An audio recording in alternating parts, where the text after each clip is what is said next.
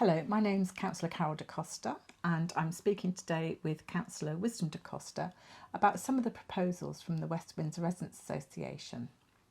So Wisdom, climate change is a really big sphere and I'm going to ask you to, first of all, I've looked at your leaflet, and it's got these lovely bands of colour. Can you first of all just explain what they mean? Because they look pretty, but what do they mean? Okay, so the bands of colour are actually showing, they're going from left to right, and they start in about 1900, and that's specifically for Berkshire. And what it's saying is for every blue or deeper blue, it's showing it's a cold year or an average year, And then you'll see as you move across into the sort of late 1990s, early 2000s, they start to become more frequently red.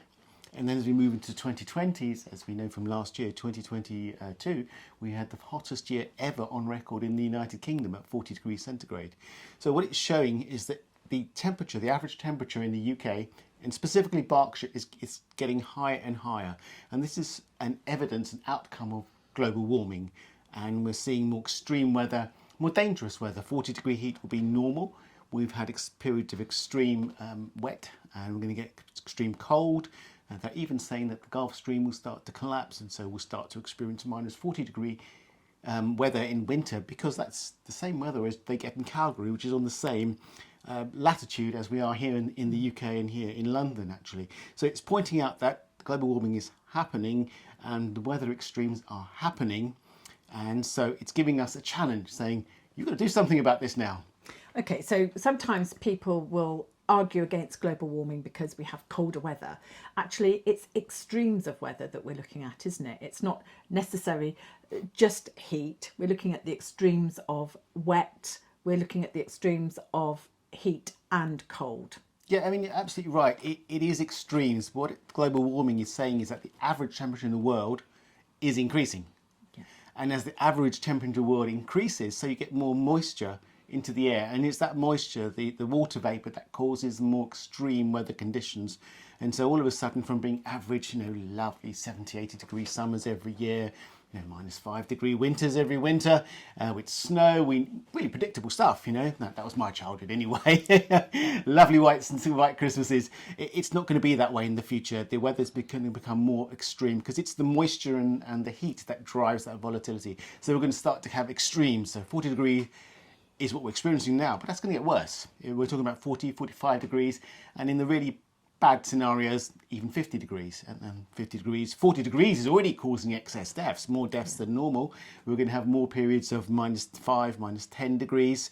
And the question then for me is whether or not you believe in the cause of global warming is this: are we ready for this? We know it's happening. We know it's going to happen. It's actually happening worse than we predicted. What are we doing to stop it, or even to prevent it? For example, buildings. You look at the buildings around you. Surely they should be protected, right? You should be able to live in 40-degree heat without having to worry about, passing out, dying, or having all sorts of lethargy, unable to work. Those productivities will decrease. Real impact on British industry. And then when we look at the cold, well, people die of cold, and that's very, very simple, especially when we've got high energy costs. So are we ready? Are our houses, have our buildings been retrofitted? Are our planning decisions, is every building we build from now on, is every building able to say, well, you can have a really, really, really low heat bill, plus you'll be able to keep your house safe in minus 10, minus 20 degrees weather. So these are the sorts of things we can be preparing for. One more thing. We always laugh at British Rail for getting the wrong sort of snow on the tracks, the wrong leaves on the tracks. Is our transport system, is our roads able to cope with that sort of weather? With 40 degree, 45 degree, will our tarmac melt? So are we prepared? See that, didn't we, last summer? We saw tarmac becoming sticky, basically, and our roads failing. So yeah. That's what we're looking forward to. And we do know that those extremes can be catered for because other countries live with them already. So we're talking about making policies that mean that we put those preventable measures in place now, or Correct. as soon as possible. Yeah, there's lots we can do. You're right, we can learn from other countries around the world. We can use different materials. Certainly we have to retrofit houses. We have to make sure that everyone is so totally insulated that it'll be easy to cool down and easy to warm up in winter at very little energy cost. We have to make sure our roads don't melt in the summer and they don't become unusable in the winter. Our trains, similarly, not just our trains, but when we look at our infrastructure, like our internet, that's vital today to productivity, to keeping kids in the house, perhaps on their PlayStations. I'm joking, but honestly, if those bits of equipment can't deal with minus 40-degree heat and plus 50-degree heat, then everything will fall apart. So we have to be preparing all of these areas of infrastructure, our schools, our offices, everything, so that we can live in the extreme weathers that's not just predicted to be coming, but is actually happening.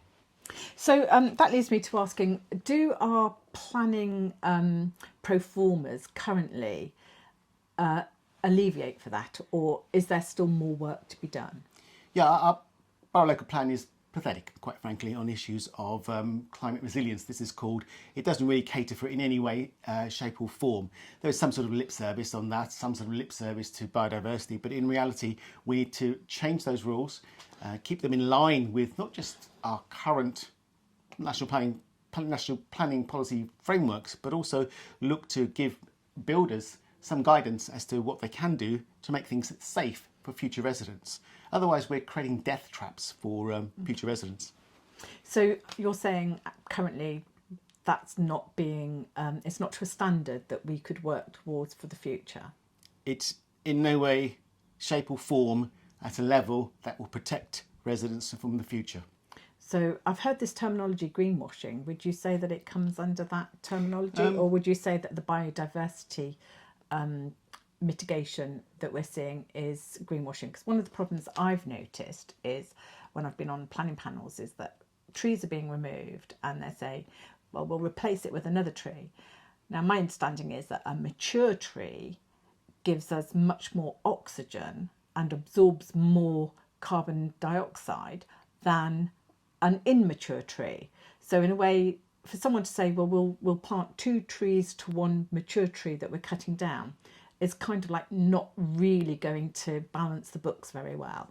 Yeah, I wouldn't say it's greenwashing, because I don't think anybody is claiming that the borough local plan is fit for purpose, or that the borough local plan is fit to take us into the, to deal with climate change, biodiversity, extinction levels, really, not seen since the dinosaurs in the Cllr asteroid disaster.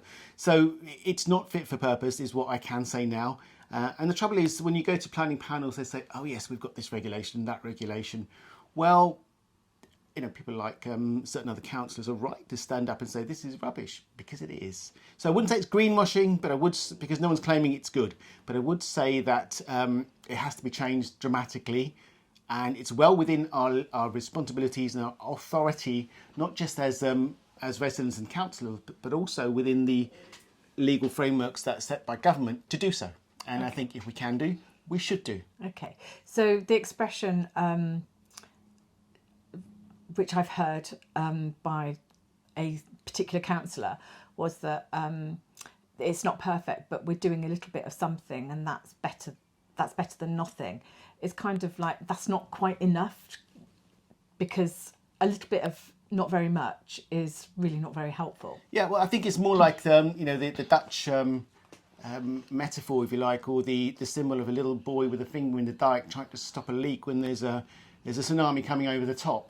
It's irrelevant and inappropriate, and really out of touch with what's happening.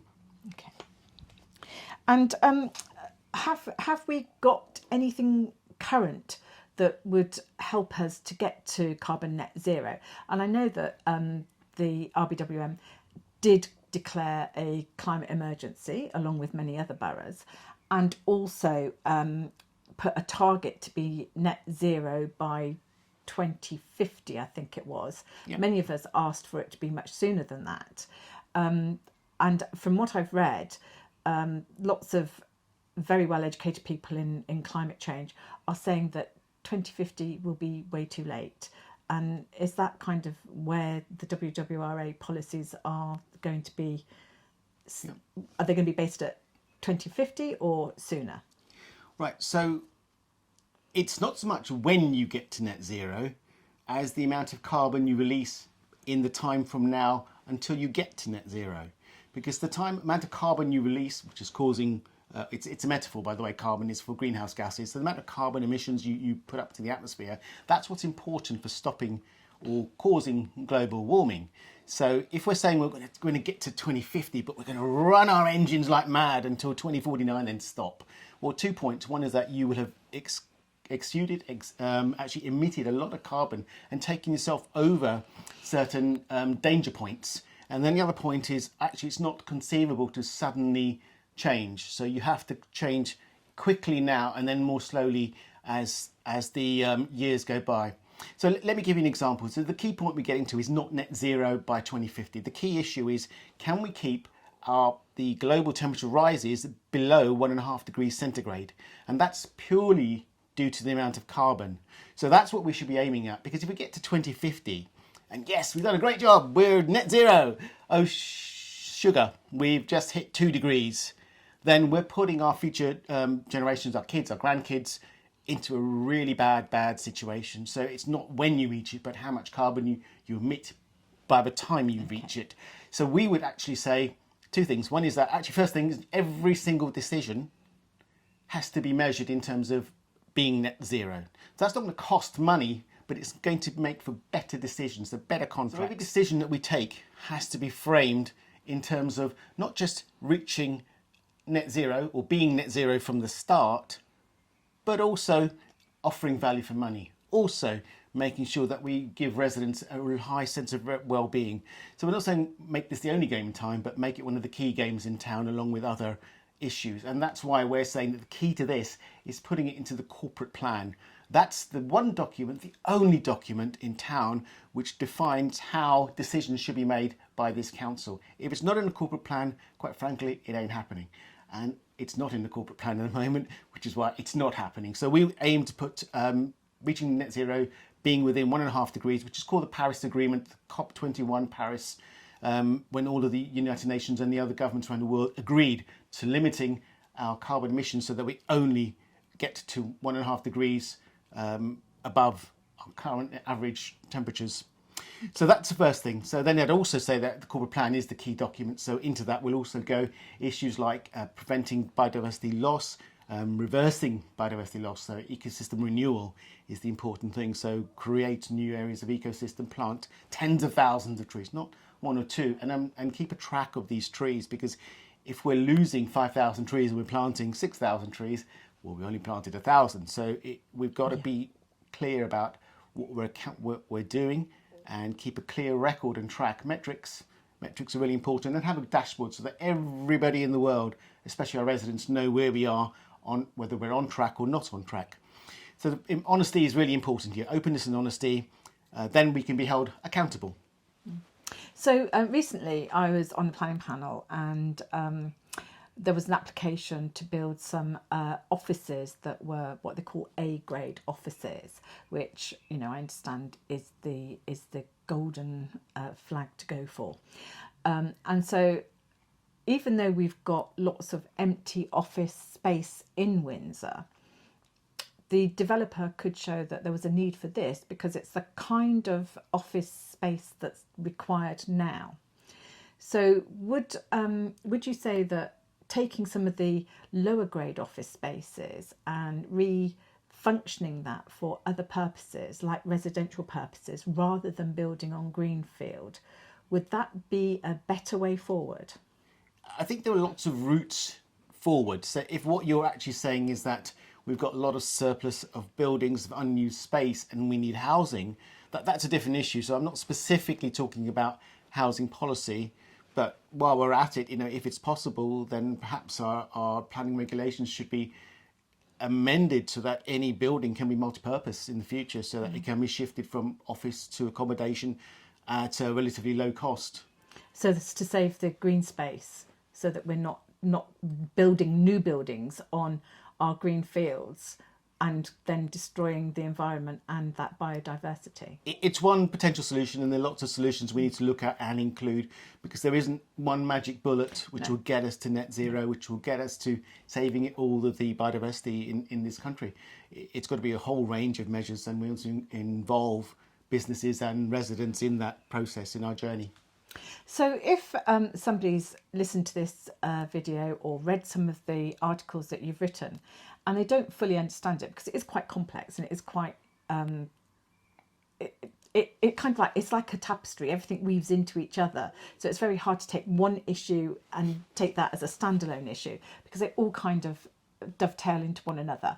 Is there a way that somebody could find out a little bit more information so that they can make these choices for themselves and decide how they want to move forward and vote in the future? Yeah, I think over the last 4 years since I've been the independent lead in relation to environment and the climate, I mean, there are 3 seminal productions, 3 seminal books, which I recommend people reading. One is called Zero Carbon Britain by the Centre for Alternative Technology. And that talks about how we can actually get to net zero realistically. And it talks about we have to reduce our energy consumption, as well as increasing the amount of energy that's renewable, as well as finding ways of taking fossil fuels out of other parts of the industrial cycle. So that's one book.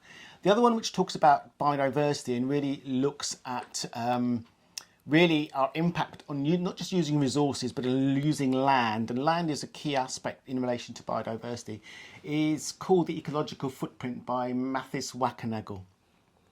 So those are 2 really important books. And then if you really want to be interested in saving the planet, or being ready to save the planet for the future, I'd also look at another set of information called Planetary Boundaries, which look at all of the range of issues which are likely to negatively affect humanity or threaten humanity's existence.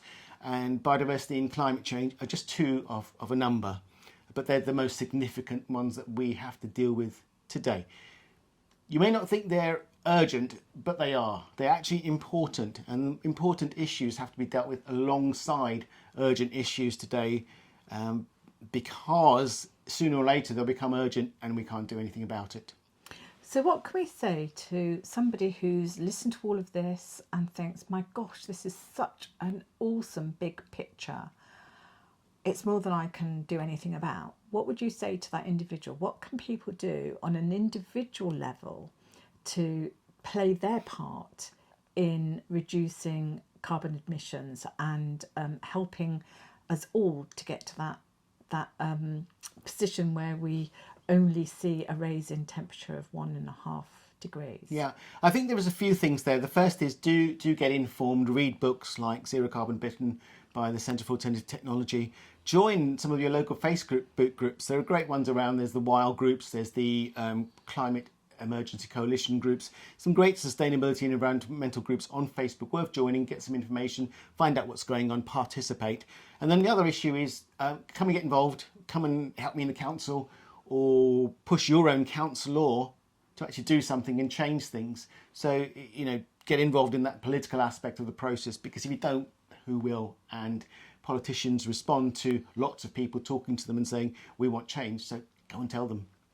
And I think as individual households, I think we've all got a responsibility for what we do in our own home. And I know within our own household, we've chosen to shop more favourably for the environment. So we try to avoid plastics. So we don't use single-use plastics. We try and use environmentally friendly substances for cleaning, or natural things like vinegar and lemon. And we've got a little patch of the garden that's a wild area that we just allow to grow on its own. And we keep bees. And we keep bees. So there's always something that everyone can do to make their little bit. And like the hedgehog, we've got hedgehog, and we've made sure that he's got a runway through, so he's got his hedgehog passage. So it's things like that can make a difference. And it's like anything, every little bit can make change. If you take 1 grain of sand, it's nothing. But if you take a beach full of sand, it makes a difference. So we all have a responsibility to take part in making our planet better for the future. Yeah, and I'd also say there's hope, but we have to fight for that hope. Yeah. Great. Thank you. You're welcome.